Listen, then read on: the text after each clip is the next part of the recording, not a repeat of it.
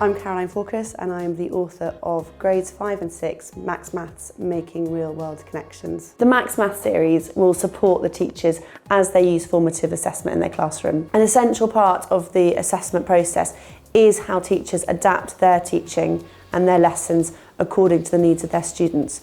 And the Max Maths series allows teachers to do this. Assessment needs to be frequent and it needs to be meaningful. And the formative assessment in the Maths series is ongoing and it is flexible. The flexibility that's been built into the books mean that teachers can select different activities from either the student book, the workbook or the teacher's guide to cater for their needs. The student book, the workbook and the teacher's guide will support teachers to use formative assessment in a number of different ways. The teacher's guide will provide suggestions for effective questioning, things to look out for with misconceptions, just to really make sure that they can understand their students' learning and how to help them progress.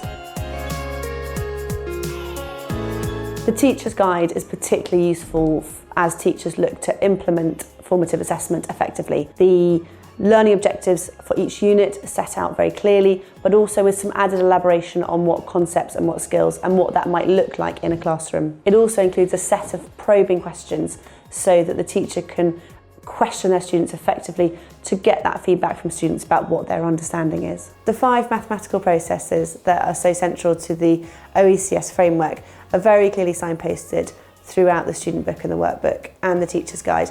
And this means that as teachers are looking to make an assessment of students in that area, they can do so constructively and meaningfully. In the Max Maths series, we also encourage the students to be reflective about their own learning progress.